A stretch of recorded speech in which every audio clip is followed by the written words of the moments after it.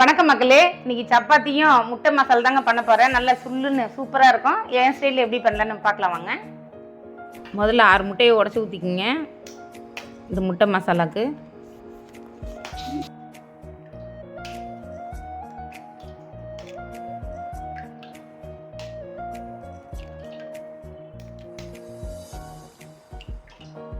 தேவையான அளவு உப்பு போட்டுப்போம். 1 ஸ்பூன் பெப்பர் பொடி போட்டுப்போம். மஞ்சத்தூள் 1 ஸ்பூன் போட்டுப்போம். நல்லா விஸ்க் வச்சு இது பண்ணிப்போம்.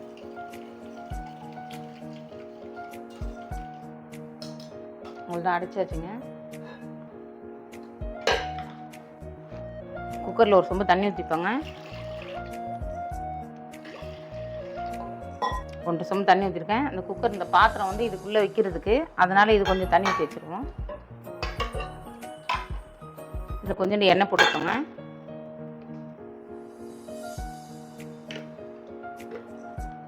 நல்லா எண்ணெய் தடவிடுவோம் கொட்டாத வர்றதுக்கு. அவ்வளோதாங்க, இந்த பாத்திரத்தை இதில் வச்சுருவோம்.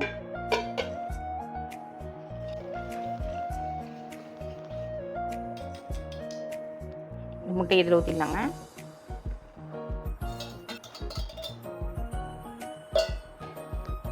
அதுக்கேற்ற மூடியை போட்டு மூடிடுவோங்க. கேஸை பற்ற வச்சுருக்கோம்.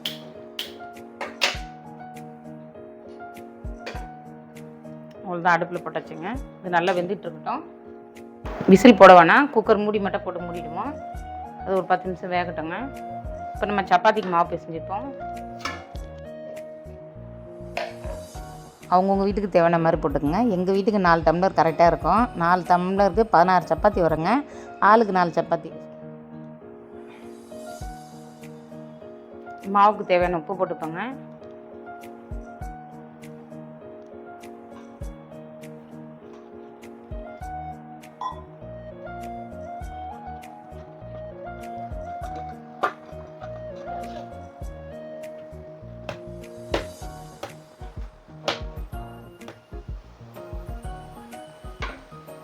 கொஞ்சம் போல் எண்ணெய் ஊற்றி நல்லா மூடி வச்சுருவோங்க.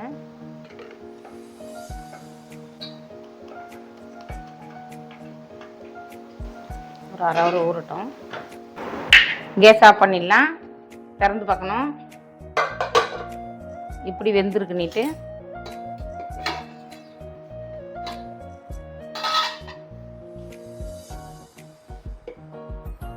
ஒட்டில் ஈரம் இல்லை. திறந்து எடுத்து ஆற வச்சுருவோம்.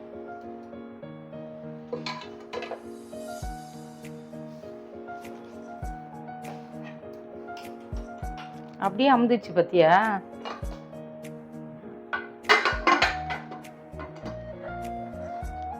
இந்த ஆறிட்டு இருக்கட்டுங்க. இந்த இடையில வந்து நம்ம குருமா தாளிச்சு விட்ருவோம் மசாலு. இந்த கடாய் எப்படி இருக்குன்னு சொல்லுங்க. என் சப்ஸ்கிரைபர் ஒருத்தர் பால் காசுறதுக்கு எனக்கு வீட்டுக்கு வந்து ப்ரெசென்ட் பண்ணிட்டு போனாங்க. எப்படி இருக்குன்னு பார்த்துங்க. இப்போ இதில் தான் நான் வந்து முட்டை மசால் பண்ண போகிறேன். கேஸை பற்ற வச்சுப்போம். ஒரு 4 ஸ்பூன் எண்ணெய் ஊற்றிப்போங்க.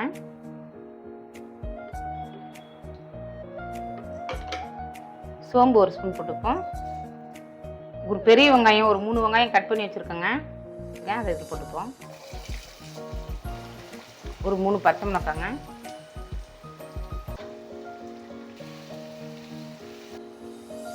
தேவையான அளவு உப்பு போட்டுப்போங்க. கொஞ்சம் போல் கொத்தமல்லி போட்டுப்போம். மல்லித்தூள் 1 ஸ்பூன் போட்டுப்போம். சீரகத்தூளுங்க இதில் ஒரு 1/2 ஸ்பூன் போட்டுப்போம். கரம் மசாலா சும்மா ஒரு சிட்டிக்கு போட்டுப்போம். மிளகாய் சில்லி பவுடி அது 1 ஸ்பூன் போட்டுப்போம். இந்த நட்டை லைட்டாக வதக்கிடுவோம். இஞ்சி பூண்டு பேஸ்ட்டு 1/2 ஸ்பூன் போட்டுப்போம்.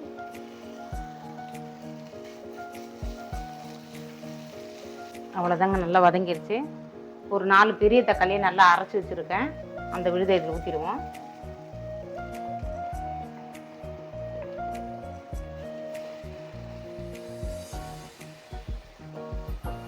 நல்லா பச்சை வாசனை போட்டுங்க. நல்லா வதங்கட்டும். நம்ம முட்டையை நல்லா அடித்து ஊற்றினோம்ல, அது எந்த ஸ்டேஜில் இருக்குன்னு பார்த்துருவோம்.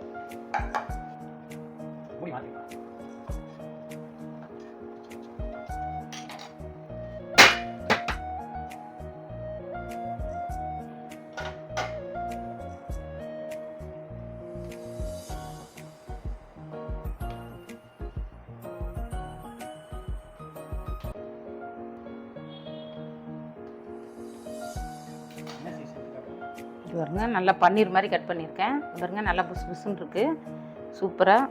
அவ்வளோதாங்க. இது குழம்புக்கு அந்த இறக்கும்போது மசாலா இறக்கும்போது இது போட்டு இறக்கணுமா ஜம்முன்னு இருக்கும். சாப்பிடலாமே. நல்லா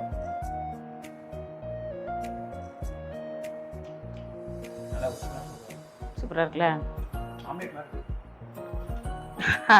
தவாவில் போட்டால் ஆம்லேட்டு, அவிச்சு எடுத்தா கட்லெட்டு.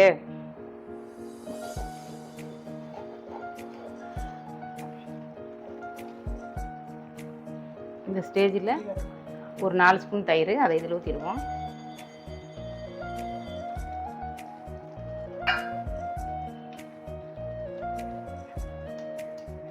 பாருங்க, அவ்வளோதாங்க. கட் பண்ணி வச்ச முட்டையை இதில் போட்டுருவோம்.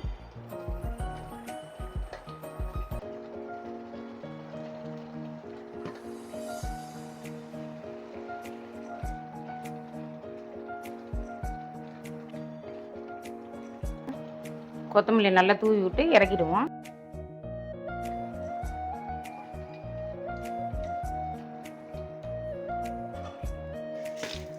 நல்லா சாஃப்டாக இருக்குது. அதான் இதான் பதங்க.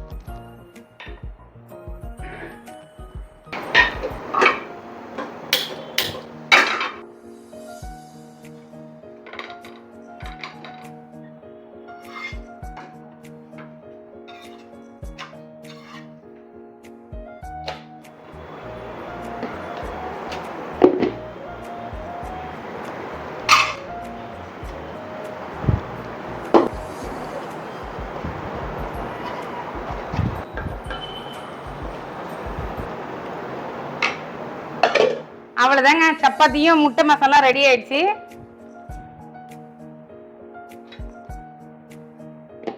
சப்பாத்தி பாருங்க, நல்லா பாருங்க.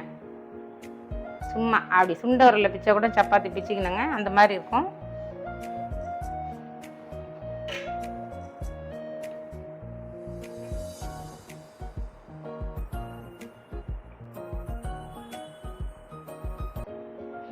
சப்பாத்தியும் முட்டை மசாலாவும் சாப்பிட போகிறேன். அதான் என் பையனுக்கு ஒரு வாய் குட்டி.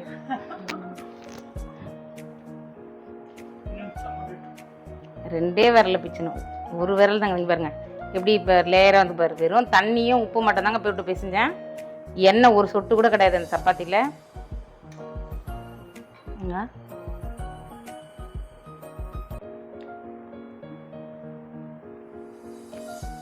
நான் சொல்லக்கூடாது, நீங்கள் சமைச்சு சாப்பிட்டு பார்த்துட்டு எனக்கு கமெண்ட் பண்ணுங்கள். சாப்பிட்டு பேச முடியல.